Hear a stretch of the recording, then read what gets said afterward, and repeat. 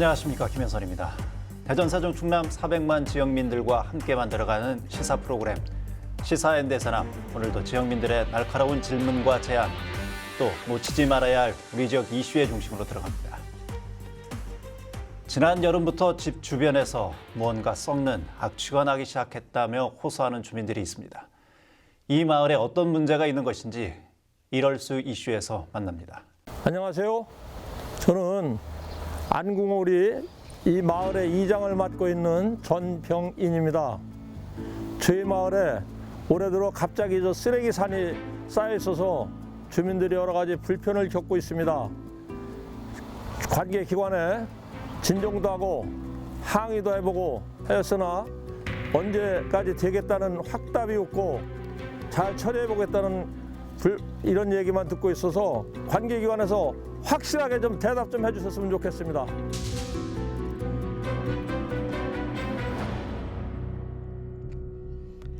약 90여 가구가 모여 사는 천안의 안궁오리입니다.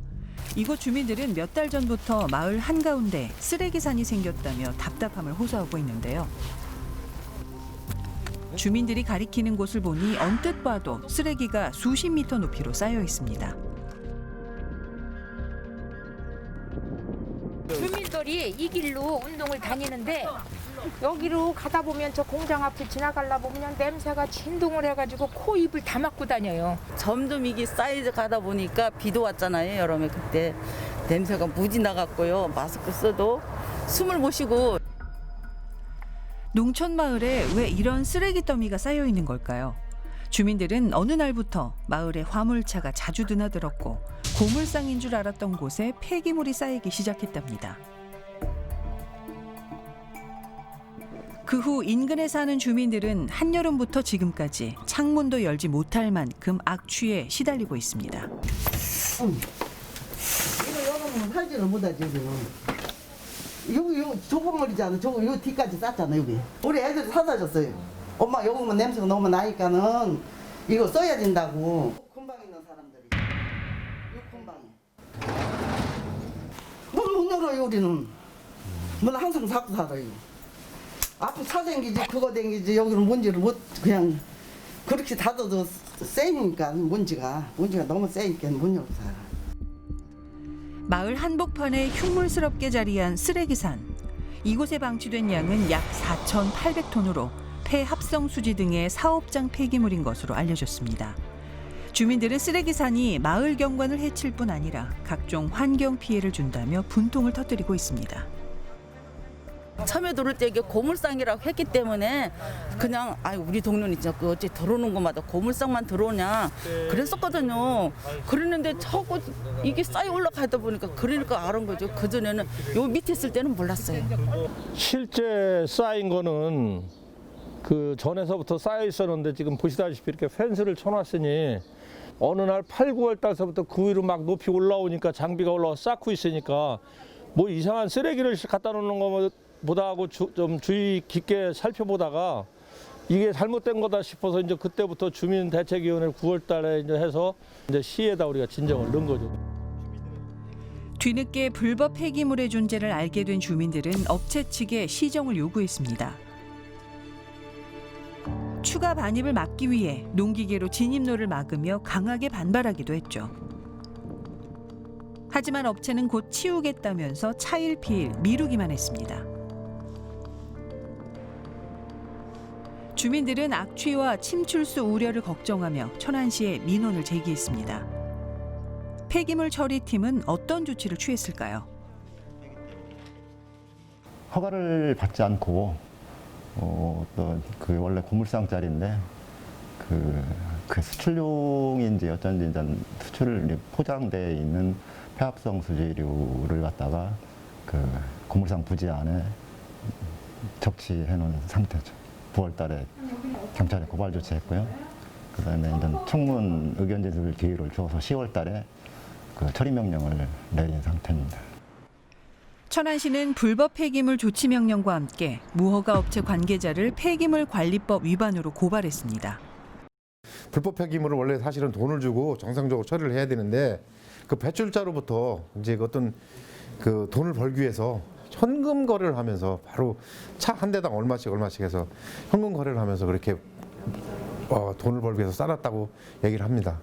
불법 그 집화장을 설치해서 폐기물 관리법으로 피해자를 입건해서 검찰에 송치했습니다. 주민들은 약속한 기간 내에 불법 폐기물을 처리할 수 있을지 걱정입니다. 여보세요. 그 행정명령이 1월 8일까지라는데 어떻게 좀 치우는 거예요, 저거 쓰레기 어떻게? 좀 무슨 말씀 있으면 아는데 제가 어차피 뭐 지금 재판까지 그런 와중에 안 치우진 않을 거 아니에요. 네. 지금 조사 앞두고 뭐 이제 재판 앞두고 그러면 저도 그런데 제가 안 치우면 뭐 구속되는데 제가 안 치우겠습니까? 그러니까 뭐 일주일씩이라도 치울 거니까 이장님 제가 다음 주 한 5일쯤 전화 드릴게요. 제가 치우라고 좀 여기저기 업체 알아보고 있으니까 이장님. 천안시는 오는 8일까지 폐기물 처리 상황을 지켜보겠다는 입장입니다. 반면 주민들은 업자에게 시간만 벌어줬다며 회의적인 분위기입니다. 최근까지 아무런 움직임이 없기 때문이죠. 수사에서 측량을 했는데 그 피의자의 진술은 그 차 들어온 대수를 대략적으로 뭐 2,500톤 가량이다 이렇게 얘기를 하는데 현장을 가서 그 쌓이는 방법 또 그 쌓는 방법 그다음에 부피 넓이 이런 걸 재서 4,800톤으로 추정을 했습니다. 그 시가로는 대략 한 15억 정도 처리 비용이 들어가는 양이었습니다. 여기는 일단 무허가업자가 한 거기 때문에 불법 투기 폐기물로 분류가 돼서 처리를 하게 되면 공공처리시설, 우리 시에서 운영하는 매립장이라든가 소각장으로 반입하게 되면 처리 비용은 지금 우리가 국비를 환경부에다 요청했는데 한 약 4억 정도. 만약 민간업자가 불법 폐기물을 처리하지 못할 경우 지자체가 행정 대집행을 통해 세금으로 치울 수밖에 없습니다. 불법 폐기물 문제는 전국적으로도 골칫거리입니다. 정부가 폐기물관리법을 개정하며 불법 행위를 차단하겠다고 밝혔지만 전문가들은 처벌 수준이 약하다고 지적합니다. 업체가 얻는 부당이익이 더 크기 때문이죠. 쓰레기산이 근절되기 힘든 이유 중 하나입니다. 말 그대로 이 거대한 쓰레기산이 생긴 거잖아요. 이 길이 이제 더군다나 주민들이 주로 산책하는 그런 길가에 그렇죠. 이 쓰레기산이 생긴 건데 그래서 이게 우연일까요? 아니면 의도적인 걸까요? 이 업체가 여기에 울타리를 쳐놔서 주민들이 그동안 전혀 인지하지 못했다 이런 얘기인 것 같습니다. 정황을 볼 때는 다분히 의도적인 거 아니었을까 하는 의심이 되게 만드네요. 그 울타리 안에다가 일부러 시간을 두고 쌓아왔다는 거는 아무래도 합리적 의심을 들게 만들죠. 그렇죠. 폐기물이 발생하면 수거와 선별의 과정을 거쳐서 재활용하거나 소각 또는 매립을 해야 합니다. 이 모든 과정은 폐기물 처리 여부로 허가를 받은 사람만 이제 할 수 있는 건데 결론적으로 이 업체는 무허가로 폐기물을 처리, 아니 방치를 한 셈이 되는 거죠. 천안시가 뒤늦게 민간업자를 고발하고 1월 8일까지 불법 폐기물을 처리하라는 조치 명령을 내린 상태입니다. 이거를 업체가 지키지 않았을 경우에는 이제 행정 대집행으로 가야 되는 절차가 있습니다. 예. 천안시에서 쓰레기를 먼저 처리한 뒤에 업체에 그 비용에 대해서 구상권 청구를 해야 됩니다. 재산 압류, 독촉도 함께 이루어지게 되는 것이긴 한데 업체가 그만한 재산이 없을 경우 없으면요, 어떡해요? 네, 그 체납 처분 절차나 뭐 독촉 절차 이렇게 계속 시도를 하게는 되는데 실질적으로는 어려운 부분이 있습니다. 결국은 이렇게 되면 이제 행정력 낭비 그리고 비용이 회수되지 않으면 주민의 혈세가 쓰일 수밖에 없는 이런 상황이 될 수밖에 없어서요. 이런 부분들이 우려가 크지 않을까 싶습니다. 이런 곳이 천안시 내에 또 더 있다고 하는데 그 문제를 계속 좀 더 따라가 보도록 하겠습니다. 충남 천안의 한 마을에 폐기물 13,000톤가량이 1년 넘게 방치돼서 인근 주민과 행정당국의 골머리를 앓고 있습니다. 치우는 데만 수십억 원이 들 것으로 예상되는데 세금 낭비 우려가 커지고 있습니다. 천안시 병천면의 또 다른 마을, 산 중턱에 각종 쓰레기가 언덕처럼 쌓여 있습니다. 이곳은 폐기물 처리 업체가 쓰레기 반출이 어려워지자 그대로 방치한 경우입니다. 천안시가 3월까지 재처리 명령을 내렸지만 업체는 경영난으로 치울 능력이 없는 상태입니다. 결국 지자체가 행정 대집행을 통해 40억에 가까운 처리 비용을 마련해야 합니다. 인근에 사는 주민들은 악취도 문제지만 폐기물에서 발생하는 침출수가 농사에 영향을 미칠까 걱정입니다. 아무래도 비 오고 그러면 저기지 일로 다 내려오니까 겨울 물 지저분하니까 농작물 같은 것도 다 뒤와서 저기 해요. 그런데 먹는 사람도 있고 그런데 이장도 저 시에 쫓아가고 맨날 해요. 뭐 시청 직원들 민병 나갖고도 맨날 와도 오면 뭐 좋지만 한다고 그러고 맨날 그러고 많은 거. 최근 5년간 천안 지역 내 방치 폐기물 현장은 총 9곳으로 조사됐습니다. 이 중 3곳은 행정 대집행으로 처리가 완료됐지만 다른 현장은 언제 처리될지 알 수 없습니다. 애꿎은 주민들만 불편을 감수해야 하는 상황입니다. 가장 첫 번째로 그 적체에 따른 악취 문제가 가장 우선 이제 심각한 환경 문제라고 좀 보여지고요. 이게 지금 이제 1년 동안 장기적으로 이게 좀 방치돼 있다 보니까 이 이제 쓰레기들이 오래 이제 그 노출돼 있으면 이제 침출수가 또 흘러나오게 돼 있습니다. 바로 인근에 이제 그 뭐 농업 용수로로 갈 수도 있는 이런 또 2차 피해들이 또 우려가 또 있는 거고요. 또 하나는 이제 지금 현장이 아직도 어떤 이제 가림막 시설이나 이런 것들이 전혀 안 돼 있어서 이 이제 그 미세 플라스틱들이 이제 이런 것들이 이제 비산되면서 인근에 있는 주민들에까지 이제 좀 건강상의 문제를 일으킬 수 있는 이런 문제까지 좀 우려가 되는 부분들이 좀 있고. 폐기물 무단 투기는 왜 계속되는 것일까요? 코로나19의 장기화와 재활용 산업 등이 침체되면서 폐기물 처리가 원활하지 않은 것이 한 원인으로 꼽힙니다. 이런 가운데 천안시는 불법 폐기물 발생률 조사에서 전국 4위라는 불명예를 얻었습니다. 천안시가 지리적으로 교통이 굉장히 발달돼 있어요. 그래서 인근에 이제 그 당진항이라든가 평택항에서 오기가 너무 좋은 조건인 게 일단 물류비가 얼마 안 들잖아요. 그러니까 그런 폐기물들이 다 이쪽으로 지금 쏟아져 오고 있는 거거든요. 그리고 지리적 여건상 보면 천안시 외곽에 있는 그 마을들은 굉장히 한적해요. 그래서 사람들의 그 눈을 피해서 그런 불법 폐기물을 야적하기에는 굉장히 좋은 조건이기 때문에 앞으로도 이러한 유사한 일들이 많이 발생될 거라고 생각을 하거든요. 그래서 시에서는 이번 기회에 천안시는 어떤 폐기물도 반입이 안 된다. 이런 거를 좀 강력하게 좀 조치를 취해가지고 본보기를 삼았으면 좋겠습니다. 지자체의 선제적인 대응이 절실한 상황. 더불어 실효성 있는 단속을 위해 전문 인력과 재원 마련 등 정부 차원의 관심도 필요합니다. 폐기물관리법은 강화됐지만 실제 불법 행위 감시와 적발에 한계가 있기 때문입니다. 이번 기회를 통해서 뭔가 좀 정기적인 상시적인 좀 점검들을 담당할 수 있는 인력 확대라든가 그 좀 충원하는 공무원들을 좀 충원하는 이런 문제들이 좀 필요해 보이고, 필요하다라면 그 환경부 산하의 지방자치단체에 그 환경사법 경찰제 이런 제도들도 좀 신설을 해서 좀 민간과 공동으로 좀 주기적이고 상시적인 이런 조사들이 이루어진다라면 좀 더 많이 근절될 것으로 이렇게 좀 보여집니다. 어느 날 마을에 자리 잡은 쓰레기산. 주민들은 더 이상 참을 수 없다며 빠른 처리를 당부하고 있는데요. 이들이 깨끗한 마을에서 안심하고 살 수 있도록 관계기관의 책임 있는 조치가 이루어지길 바랍니다. 우리 마을이 지난 8, 9월서부터 쓰레기와의 그 지긋지긋한 전쟁을 하고 있는데, 이제 종결하고 새해에는 좀 더 쾌적하고 살기 좋은 마을로 하루빨리 돌아가고 싶습니다.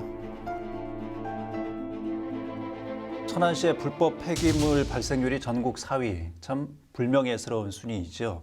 뭐 불명예도 불명예이지만 그로 인한 피해를 이제 고스란히 주민들이 다 받고 있는 이런 그렇죠. 상황이었어요. 예, 불법 행위 근절을 위한 좀 특단의 대책이 필요한 것이 아닌가 이런 생각이 듭니다. 근데 이런 문제가 계속 반복되는 원인은 뭘까요? 최근 폐기물 수출 제한하고 유가 하락 문제 때문에 폐기물 처리비가 많이 상승했다고 합니다. 그래서 불법 투기가 늘고 있고 대신 버려드립니다 하는 브로커도 많아졌다고 합니다. 그리고 적발이 돼도 처벌이 사실 솜방망이 수준에 그치고 있습니다. 폐기물관리법 63조에서 66조까지 벌칙이 규정돼 있는데요. 2년 이상 7년 이하 이렇게 돼 있고 벌금형은 7천만 원 이하 2천만 원 이상 이렇게 돼 있는데 실무적으로는 벌금형에 처해지는 경우도 많아서요. 이익이 더 크기 때문에 이런 일을 계속 하게 되는 거죠. 그리고 이게 업주도 처벌을 받지만 업주가 시켰다고 해도 그 불법 폐기물을 운반한 사람도 처벌을 받는 거잖아요. 네. 업주뿐만 아니라 토지를 제공한 그 토지주, 폐기물 수집, 운반업자 전부 처벌 대상입니다. 불법 폐기물 투기가 중대 범죄라는 인식, 경각심을 좀 가져야 된다고 생각이 됩니다. 방치된 쓰레기산이 일단 뭐 천안에만 있는 것은 아니잖아요. 이건 뭐 전국적인 현상이라고도 봐야 네. 되겠지요. 경기도의 경우에는 폐기물 전담 수사 TF팀을 운영하고 있다고 합니다. 폐기물 불법 투기자 현상 수배, 공익 제보자에게 포상금을 지급 이런 걸 하면서 이렇게 방지를 많이 하고 있다고 하네요. 이런 선례를 참고해서 우리 대전 충남 지역에서도 적극적인 노력을 해야 될 것 같습니다. 문제가 있으면 좀 정책적인 실행을 해야죠. 네. 예. 폐기물 방치 기간이 길어질수록 먼지와 악취로 인한 주민들의 건강 문제, 침출수로 인한 농작물 피해, 2차 피해도 우려되는 상황입니다. 하루빨리 조치가 좀 이루어지길 저희도 관심을 갖고 계속 지켜보겠습니다. 시민 여러분의 제보가 더 나은 우리 지역, 우리 사회를 만듭니다. 시사인 대서남 제보 메일과 전화는 항상 열려 있습니다.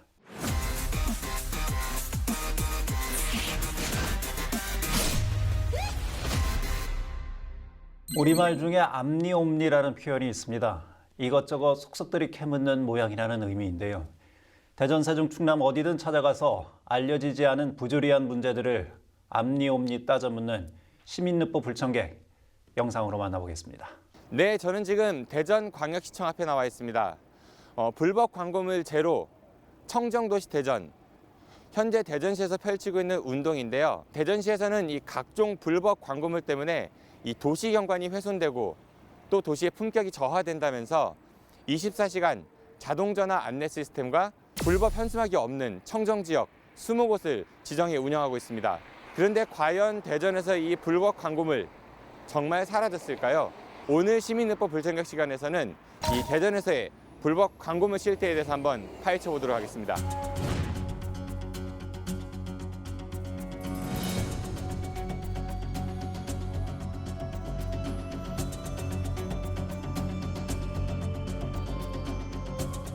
위험할 수도 있겠죠. 네. 예. 보기도 안 좋고 보기도 안 좋고 지저분하고 앞뒤가 다르긴 하죠. 시청인데 불법은 저지르면 안 되죠, 아무래도. 못 걸게 됐으면 걸지 말아야죠. 당연히 걸지 말아야죠. 그런 거는 관공서건 개인이건 그런 거는 하나 다른 사람들은 피해보잖아요. 그렇죠. 먼저 대전에서의 불법 광고물 컨트롤 타워를 맡고 있는 대전시 담당자를 만나보도록 하겠습니다. 대전시에서 그 불법 현수막 없는 청정지역 20곳 올해 이제 지정해서 운영을 하고 있다고 들었거든요. 네, 작년에 이제 전국 최초로 어찌 보면은 지속 가능한 5개 광고물 정비의 어떤 기법이라고 할 수도 있는데요. 무관용 원칙에 따라 민원인들이 그동안 형평성을 많이 제기해요. 5개 광고물 그 단속을 하다 보면 왜 여기 공공기관이라든지 정장들은 다른데 왜 우리 민간인들만 단속을 하느냐? 이런 민원 제기가 상당히 많고 가장 괴로워해요. 단속을 함에 있어서. 그래서 그러한 것들이 일단은 누구나가 공평하게 무관용 원칙으로 그러한 인식을 바꿔나가자. 이런 차원으로 그렇게 하다 보니까 굉장히 깨끗해졌어요. 실제로 거기만큼은 거의 없어요. 99% 이상. 없고 자치구 공무원들도 정말로 이 시책은 좋다. 그러니까 대전시에서 지정한 20곳의 불법 현수막 청정 지역은 잘 운영이 되고 있다 이런 이야기인데요. 그래서 사실 확인을 위해 대전시 담당자와 함께 불법 현수막 청정 지역 현장으로 나가보았습니다. 일단은 사거리에서가 가장 그 교차로에 이게 굉장히 많이 이게 걸거든요. 네네. 예전에 여기도 24시간 불법으로 막 많이 생겼고 수시로 생겼어요. 근데 여기는 정말 깨끗해졌어요. 과거 불법 현수막으로 몸살을 앓고 있었던 이곳은 청정지역 지정 이후 보시다시피 불법 현수막을 찾아볼 수가 없었습니다. 이곳은 불법 현수막 없는 청정 지역입니다 해가지고 현수막이? 예, 저게 저단형 현수막 게시대라고 해서 네. 적법하게 우리가 이게 이 내용을 여기는 청정 지역이다 선포하는 안내문이죠. 이곳 말고도 불법 현수막 없는 청정 지역으로 지정된 충남대학교 앞 5거리나 유성 4거리 역시 자치구에서 설치한 지정 게시대에 정상적으로 걸린 현수막 말고는 불법 현수막을 찾아보기가 어려웠습니다. 현행 5개 광고물 관련법과 조례를 보면 지정 현수막 게시대나 관공서에 걸린 공익적 내역의 현수막, 그리고 경찰에서 일반 도로에 내건 도로교통이나 보행자 안전에 관련된 내용을 담은 현수막은 불법이 아니라고 합니다. 하지만 허가 없이 건물 외벽에 내건 홍보성 현수막이나 길거리나 교차로에 내걸린 현수막, 그리고 현판 없이 육교에 내걸린 현수막들은 모두 불법입니다. 그렇다면 청정 지역이 아닌 곳의 상황은 과연 어떨까요? 대전 IC. 네, 북대전 IC 만남의 광장입니다. 네. 네. 한번 내려서 보시죠, 같이. 네. 그런데 자, 이 신호대기 하시는 분들이 많이 볼 수 있는 그런 곳인데요. 네. 일단은 저것도 좀 눈에 띄었고요. 제가 보니까 관리가 안 돼 있는 거예요. 유성구에서 걸어놓은 것 같은데 네. 이 미관상도 안 좋고. 그래서 이게 제가 어제도 와서 확인을 했고 오늘 또 온 건데. 이거는 좀 왜 그렇지? 네. 이까지 지금 네. 손길이 못 미쳤나? 그리고 이쪽 한번 가보실게요. 네. 뭐 상대적으로 아직 저쪽에는 빈자리가 있는 거잖아요. 하나 지금요. 저거 나무에 걸린 건 어때요? 저 나무에 걸린 거. 저거 불법이죠. 그런 거 같은데. 대전광역시 자치구 의장 맞아. 이거 협의회, 유성구 의회. 그러니까 사실은 자치구에서 이런 건 단속하는 건데 네. 그 자치구를 감시 견제해야 하는 의회에서도 빈자리가 맞아요. 있음에도 불구하고 맞아요. 이렇게 버젓이 현수막을 내걸고 있어요. 네. 문제가 이거는 좀 그쵸. 있음에도 불구하고. 그러네요. 지정 게시대가 있음에도 불구하고 솔선수범해야 할 지방의회에서도 버젓이 현수막을 불법적으로 게시해 놓았습니다. 이번엔 신탄진 IC 쪽으로 가보았습니다. 저거 보면요, 지금 대덕 1호음 저거 불법이죠? 그쵸. 그 옆에 있는 것도 마찬가지고 지정 게시대가 있음에도 불구하고 바로 옆에다가. 근데 저기가 지금 빈 곳이 있나요? 빈 곳이 없으면 기다려야 되는 거 아닌가요? 그렇죠. 기다려야죠. 예. 저 현수막은 어떤가요? 혹시 길이가 네. 길어서 맨 아래에 있는 거 지정 게시대에 있는 것처럼 보이지만은 교묘하게 그러네요. 이용했다라는 거. 예, 보시면은 그쵸. 이 이정표 기둥에다가 신탄진 IC 앞 역시 단속 권한을 가진 대덕구에서조차 버젓이 불법적으로 현수막을 내걸었고, 뿐만 아니라 의회에서도 이렇게 불법 현수막을 내걸었습니다. 그리고 이 지역 박영순 국회의원은 마치 지정 게시대에 내건 것처럼 이렇게 교묘하게 불법적으로 현수막을 게시하기도 했습니다. 보시면은 현수막 하나 있죠. 저것도 이제 대덕구 관련한 그 현수막인데요. 저런 거는 불법 현수막이라고 하는데, 그러면은 이 복지센터에 들어가서 이 사실을 알고 있는지, 그리고 어떻게 이런 것들은 보통 처리를 하는지 좀 여쭤보도록 하겠습니다. 나가서 오른쪽으로 가다 보면은 길가 나무에 이렇게 현수막이 걸려 있어요. 그거는 그 불법 현수막이거든요. 근데 혹시 모르고 계셨나요? 저희가 불법 현수막을 주기적으로 나가서 떼시긴 하시거든요. 네. 근데 지금 모르겠네요. 바로 앞에 있으니까. 지금 잘 모르겠어요. 저는 못 봐가지고. 그 조치를 좀 하셔야 될 것 같습니다. 그리고 그 다른 것도 아니고 외부에서 건 게 아니라 대덕구가 써져 있어요. 네. 불법 현수막 문제는 뭐 어제 오늘의 얘기는 아닙니다만 네. 자치구청 앞에 해당 구에서 내건 이 불법 현수막이 있다라는 거 버젓이 참 아이러니합니다. 이런 상황들 때문에 계속해서 뭐 형평성 문제도 좀 제기되고 있는 상황이고요. 이거야말로 내로남불의 전형적인 상황으로 보이네요.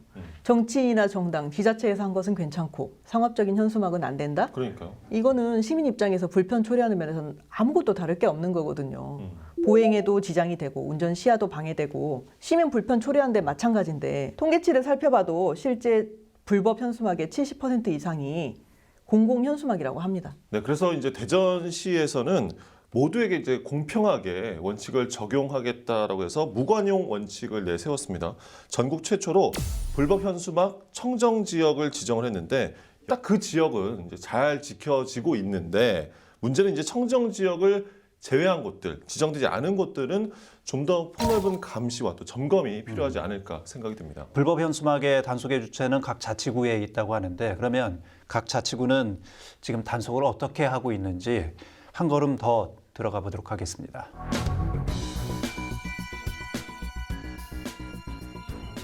네, 이곳은 대전 서구 그 대덕대교 인근인데요. 보시다시피 대전광역시 서구에서 이게 현수막 지정 게시대를 만들어놨습니다. 잘 현수막이 정돈돼 있는 것 같죠. 하지만 저쪽 한번 보실까요? 육교인데요. 육교 위에 저렇게 현수막을 하는 거는 불법성이 좀 있다고 하는데 한번 육교 쪽에 가서 확인을 좀 해보도록 하겠습니다. 가시죠. 네.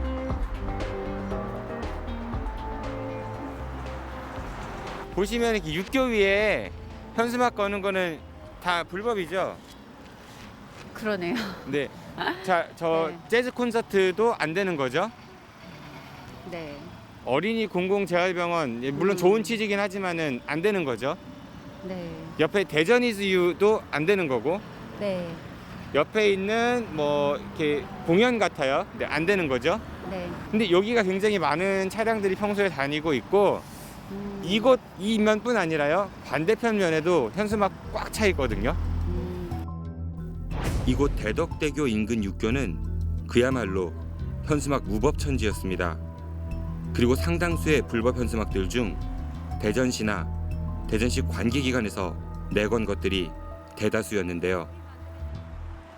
여기는 지금 그 월평역 인근인데요. 보시면 저기 두 정당에서 건 게 있습니다. 하나는 국민의힘에서 전국민 코로나 백신 접종 9천억 원. 네. 저거 어때요, 저거는? 둘 다 불법인 것 같아요. 게시대가 아니잖아요. 그렇죠. 게시대가 아니니까. 그렇죠? 저런 거 만약에 중간에 떨어지면은 보행자 안전에도 위험이 될 수 있고 그렇죠. 또 차도로 넘어오게 되면은 네. 사고 유발 위험도 있으니까 이런 건 안 했으면 좋겠는데 그래서 저건 어떤가요? 중소벤처기업부 세종 이전 계획을 즉각 철회하라. 저것도 마찬가지죠. 저기는 이제 저단형 지정 게시대를 이용했으면 좋았을 텐데 없네. 이런 불법 현수막은 이곳뿐 아니라 대전 시내 곳곳에서 아주 흔하게 목격할 수 있었습니다. 저기 걸린 현수막은 어때요? 아, 저것도 적법하진 않죠. 그렇죠. 저거 네. 그러니까 아까 뭐 현수기 이런 거는 네, 네. 문화예술 공연 관련해서는 네. 걸 수 있다고 했는데 네, 맞아요.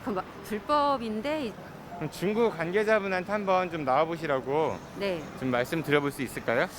여기 그 은흥정이 거리 그 딱 가운데 거기 있어요. 불법 현수막 신고를 하자 10분도 채 되지 않아 담당 기관에서 철권력이 왔고요. 대전 마케팅공사에서 내건 불법 현수막을 순식간에 철거했습니다.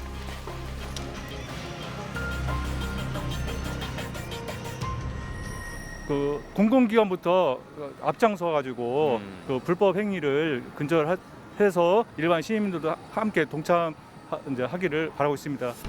대전시에서는 작년 4월부터 불법 현수막을 근절하겠다 이렇게 대대적으로 선포했던 바가 있었는데요. 하지만 일부 청정 지역을 뺀 나머지 대부분의 지역에선 아직도 불법 현수막이 넘쳐나고 있었습니다.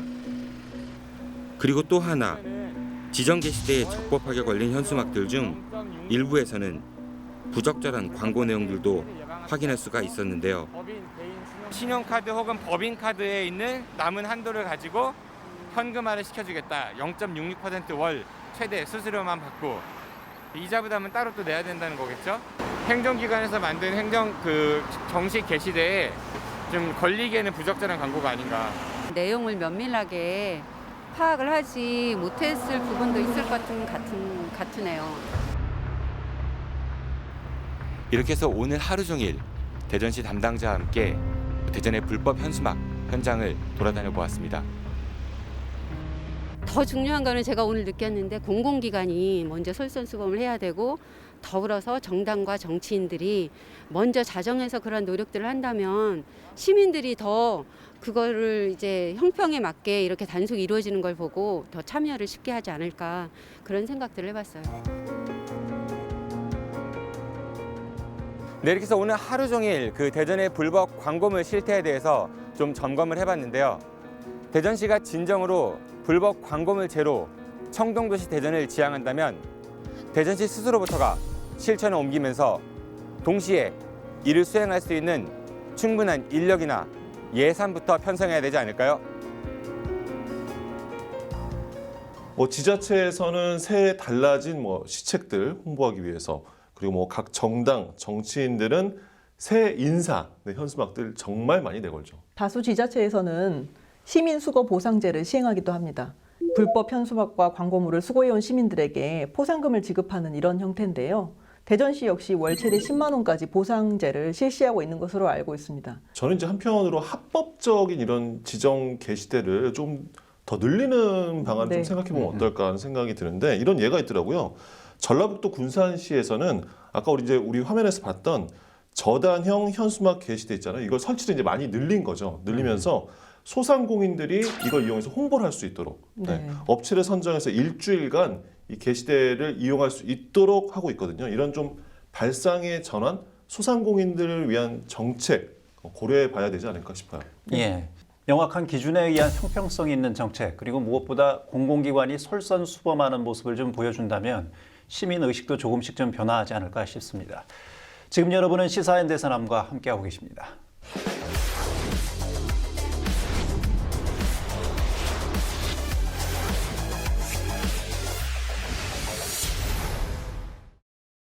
네, 한 주간의 대전, 세종, 충남의 이슈를 하나의 사진, 공간, 숫자로 들여다보는 대세남 줌인. 자, 첫 번째 대세남 줌인 2주의 사진입니다. 지난주 월요일부터 대전에서도 모든 시민을 대상으로 한 코로나19 무료 검사가 시작이 됐습니다.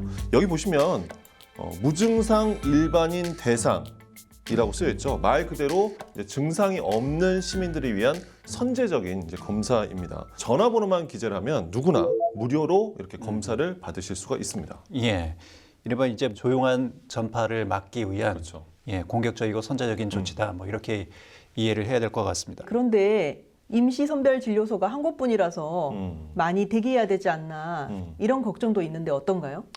저도 이제 다녀오신 분들의 이야기를 들어보니까요. 그러니까 워킹스루, 걸어가면서 쭉 하시면 되고 드라이브스루, 운전하시면서 쭉 검사를 이제 받고 있는 게 동시에 진행이 되고 있어서 검사 대기 시간이 앞에 한 두세 분 정도만 대기하면 바로 하실 수 있다라고 하더라고요.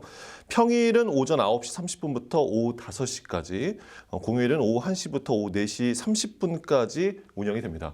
혹시라는 좀 의문이 있다 하시면은 적극적으로 검사를 받아보시기 바랍니다.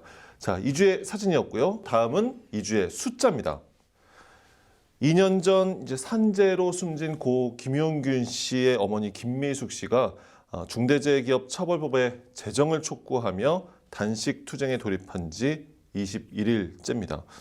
며칠 전 라디오 5시엔 대세남에서도 이 어머니 김용균 재단의 김미숙 이사장과 인터뷰를 했는데요.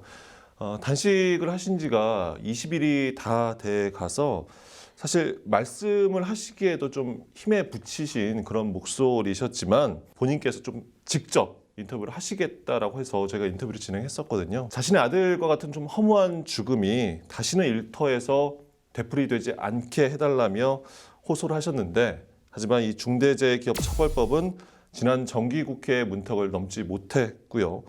간신히 법안이 올라간 임시국회 역시 그 안을 보면 유족들의 요구나 또 시민들의 기대와는 많이 다릅니다. 정부 안 중에 50인 이상 100인 미만 사업장에 대해서도 법 적용을 2년 유예한다 이렇게 추가돼 있는데요. 이 부분에 대해서는 정의당에서는 절대 불가하다 이렇게 하고 있고 대부분의 하청업체들이 다 여기에 속하지 않나 싶어요. 근데 이거를 2년 유예 이렇게 한다는 건데 기업도 어렵고 근로자를 보호해야 된다는 명제도 급한 거라서 이 부분에 대해서는 좀 서로 협의가 필요한 부분이라고 생각이 되고요.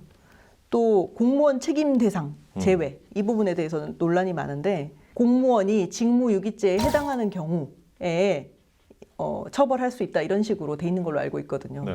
근데 직무유기죄라는 게 실무상 인정되기가 많이 어려워요. 지나치게 협소한 거 아닌가 하는 의견들이 많고요. 징벌적 손해배상 문제에 대해서도 5배 이하가 최저 한도다라고 했는데 정부 안에서는 이번에 5배가 최고 한도다 이렇게 하고 있습니다. 근데 5배는 너무 적은 거 아니냐. 징벌적 손해배상에 실효가 너무 떨어진다. 이런 의견이 많이 있습니다. 이렇게 서로를 탓하고 그간의 약속이 공허한 말잔치로 허물어지고 있는 사이 고 김용규 씨 어머니 그리고 또 함께 단식에 참여한 분들의 안타까움이 깊어지고 있고요.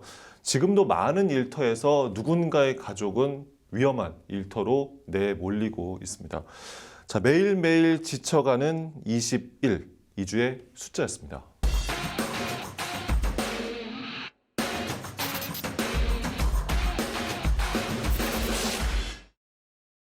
방송을 탄 기자들, 방탄기자단의 거침없는 시사 토크, 시사두루치기 시작합니다. CBS 신서구 기자, 중도일보 임병환 기자 나왔습니다. 어서 오십시오. 안녕하세요.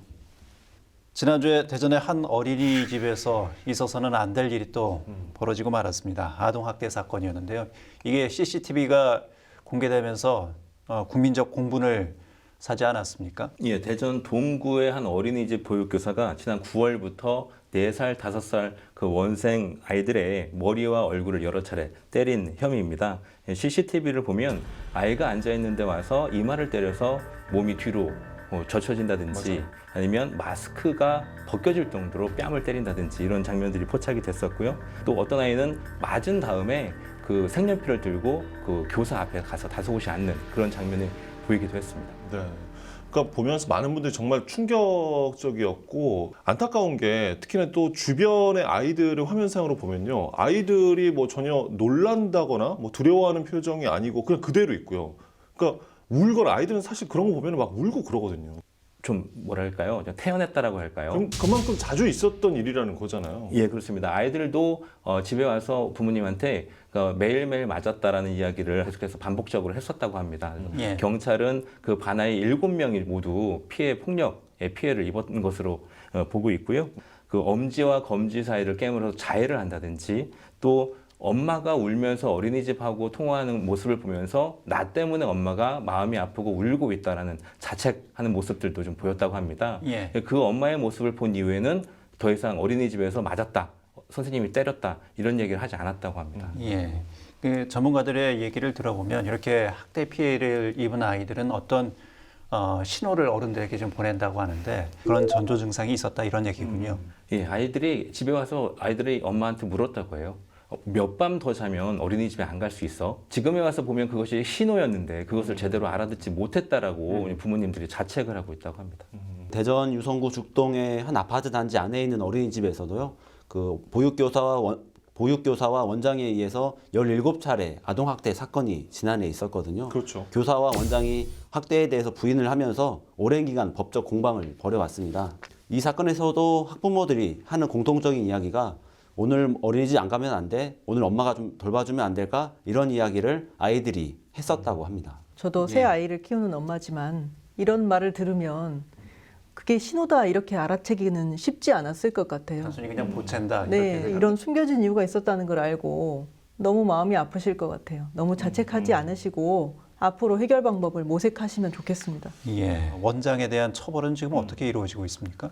예, 가해 교사에 대해서는 긴급 체포가 이루어졌는데요. 아이들이 진도를 따라오지 못하는 모습에 스트레스를 받아서 그렇게 한 것 같다라고 사실상 혐의를 인정을 했습니다. 예, 그런데 그 처벌은 이루어지진 않았어요. 그래요? 기소유예로 풀려났습니다. 기소유예가 정확히 뭐죠? 이건 혐의가 인정되지 않는다 이런 뜻은 아니고요. 검찰에서 이제 초범이라는 이유로 개인적 그런 사유를 이유로 기소를 유예한다, 처벌을 유예한다 이런 뜻에 가깝습니다. 좀 전에 이제 임병환 기자께서 얘기하셨던 그 죽동 어린이집 사건 좀 짚어볼까요? 그 죽동 어린이집 사건은 그 이제 낮잠 시간을 끝내고 아이들을 깨울 때 그 보육교사께서 아이를 거칠게 일으켰다가 다시 또 눕히는 과정에서 아이의 몸을 그리고 목을 심하게 흔든 사건이 있었고요. 우는 아이에 붙잡고 입에다 먹을 것을 집어넣는다든지 아니면 간식을 거부하는 아이의 뺨을 잡고 포크로 간식을 집어서 아이 입에 밀어넣는 이런 일이 있었습니다. 민원을 제기했음에도 원장은 엄한 교육의 일환이다 뭐 이런 차원에서 해명을 해왔습니다. 그러나 지난달 24일 대전지법에서 1심 선고가 있었는데요. 해당 교사는 아동 학대 혐의로 징역 1년 6월에 집행유예 3년을 선고받았습니다. 또 해당 원장 역시 벌금 500만 원을 같은 혐의로 받았는데요. 문제는 이렇게 인정을 함에도 불구하고 지금도 느끼시지 않았습니까? 양형이 우리들 기대에 미치지 못하잖아요. 그러니까. 아동학대에 대한 이게 심하다라는 인식이 계속 사회에서 지속적으로 있어야지 법원도 좀 더 처벌을 강하게 할 수 있는 이런 분위기가 조성될 것 같습니다. 교사님께서 말씀하셨던 것처럼 양형과 관련해서 보건복지부가 2015년에 조사를 실시한 게 있었는데요. 네. 그중에 10건 중에 4건, 그러니까 40% 정도가 증거가 불충분하다는 이유로 기소유예가 됐고요. 20% 정도만 그 실형을 받았는데 그거밖에 안 돼요? 예. 근데 대체로 그것도 1년 안팎의 집행유예 많이 나왔습니다. 아니면 원장의 경우는 벌금이라든지 그러니까 처벌 수위가 굉장히 낮다 보니까 이거에 대해서 좀 더 개선이 조금 더 더디지 않나 이런 생각을 좀 해보고요. 같이 이제 복지부가 같이 이제 조사한 결과 중에 하나가 그런 학대가 발생한 어린이집의 80%에서 교사들 간의 갈등이라든지 아니면 원장과의 갈등이라든지 아니면 교사들끼리의 위계 질서라든지 이런 것들이 발견이 됐었단 말이죠. 결과적으로 어른들끼리의 그 스트레스가 결과적으로 아이들한테 옮아가는 그런 경우들이 되게 많았어요. 어린이집을 만약에 고를 수 있다라면 가서 교사들끼리 그리고 원장과 교사들 간의 그런 분위기도 한번 유심히 살펴보시는 것도 방법이 될 수 있지 않을까 그렇게 생각을 좀 해봤습니다. 잊을만 하면 이렇게 반복되는 어린이집 학대 사건, 이 사건이 발생했을 때만 반짝 관심을 갖는 것이 아니라 저희 언론 그리고 시민들도 지속적으로 이런 문제에 대해서는 관심을 갖고 지켜봐야 하는 것이 아닌가 이런 생각도 들고요. 다음 이슈 살펴보죠. 네. 그 일제강점기에 강제 노역을 당하셨던 피해자들에 대한 손해배상과 관련된 이슈죠. 어떤 얘기인가요? 2012년 10월 양금덕 할머니처럼 일제 강제노역 피해자들은 일본 미쓰비시 중공업을 대상으로 손해배상 소송을 냈습니다. 양금덕 할머니는 일본 나고야에 있는 옛 미쓰비시 중공업 항공기 제작소에서 강제노역을 당했는데요. 이에 대해 일본 기업은 배상을 해야 된다라는 우리나라의 대법원 판결이 2018년도에 나왔습니다. 소송을 제기한 양금덕 씨 외 4명에게 한 사람당 1억 원에서 많게는 1억 5천만 원을 지급하라는 최종 선고를 했거든요. 그러나 미쓰비시는 최근까지 이에 대한 아무런 반응을 하지 않고 있습니다. 이에 따라 지난달 29일 한국 내 미쓰비시 중공업의 특허권과 상표권을 압류해달라는 양금덕 할머니의 요청을 받아서 대전지법이 이들 재산에 대한 압류명령을 공시송달로 완료를 했습니다. 미쓰비시 측에서는 이 공시송달과 관련해서 1965년도에 이미 한일협정에서 이미 모든 문제가 다 해결됐고 완료가 됐기 때문에 이거와 관련해서는 더 이상 이야기하는 것은 적절치 않다. 따라서 우리는 이것을 받아들일 수 없고 즉시 항고하겠다. 이런 식으로 이제 발표를 했다고 합니다. 일본 측의 보도가 있었군요. 이게 일본의 전형적인 논리인데요. 이 한일협정이라는 것이 국가와 국가 간의 정치적 합의를 통한 협정이잖아요. 그렇다면 강제징용에 대한 불법적 행위에 대해서 개인의 청구권까지 과연 말소할 수 있는 것인가 이런 부분에 대한 법적인 논란은 분명히 있지 않습니까? 네, 개인 청구권은 한일협정에도 불구하고 유효하다는 의견들이 많이 있습니다. 뭐 그런 차원에서 지금 이 법적 효력이 인정되는 그 법원의 압류명령도 있었던 걸로 보이고요. 더군다나 일본은 중국 강제징용 피해자들에게는 또 배상을 했잖아요. 네. 이런 이중적 태도 때문에 우리 국민들이 더 분노하는 것이 아닌가. 그 일제시대의 강제동원 피해는 우리 지역도 피해갈 수가 없었는데요. 그 충남 논산이 고향인 김규영은 1943년 5월에 논산 노성면에 있는 노선국민학교 공사 현장에서 일을 하다가 강제동원 대상으로 지목이 되면서 배를 타고 일본 시모노세키까지 가게 됐습니다. 여기서 다시 기차를 타고 며칠을 달려서 도착한 곳이 큐슈 지방의 탄광이었습니다. 미쓰비시 중공업이 운영하는 석탄 탄광이었고요. 근데 김규용은 이 탄광을 탈출한 직후에 이제 광복을 맞아서 도양으로 돌아올 수 있어서 자신의 강제동원 이야기를 증언할 수가 있었습니다. 이번 소송은 당초 목적이 돈이 아니라 사실은 전범 기업이 피해자들에게 사과하고 배상을 하는 게 목적이거든요. 진심 어린 사과죠. 네. 그래서 이번 소송도 역시 그 미쓰비시가 이런 피해자들 앞에 서게 하는 어떠한 과정이라고 이해를 하면 될 것 같습니다. 처음부터 지금처럼 이 일이 꼬여 있었던 건 아니에요. 2010년에 처음에 이야기가 나왔을 때는 미쓰비시 측도 이 피해자분들하고 그 2, 3년 동안 16차례 교섭에 나설 정도로 좀 나름대로는 역할을 하려고 했었단 말이죠. 네. 근데 이제 중간에 정치적인 논리하고 맞물리면서 재판이 좀 지연되는 경우들이 좀 있었고요. 또 작년 같은 경우에 또 무역 갈등하고 맞물리면서 이것들이 모든 것들이 이제 다 올스톱이 된 것이죠. 그러면서 그러한 기조가 지금까지도 이어져 온 것인데 이제 아베 총리 이후에 이제 스가 총리가 이제 집권을 했지 않습니까? 그래서 뭔가 좀 바뀔 수 있지 않을까라는 좀 기대를 했었던 것도 사실인데 지금 현재 미쓰비시 측의 어떤 입장을 보면 아베 정권의 어떤 그런 것들을 그대로 이어가고 있는 거 아닌가 하는 그런 씁쓸함이 좀 남아 있을 수 있을 것 같습니다. 예. 반성과 성찰이 없는 역사는 부정적인 방향으로 되풀이된다고 하잖아요. 한일 양국의 미래지향적이고 또 발전적인 관계를 위해서라도 일본이 진정 어린 사과와 반성이 뒤따르고 그리고 이 피해자들에 대한 합당한 보상이 좀 있어야 되지 않을까 싶습니다. 예. 자, 시사 두루치기 오늘 여기까지 하겠습니다. 두 분 고맙습니다.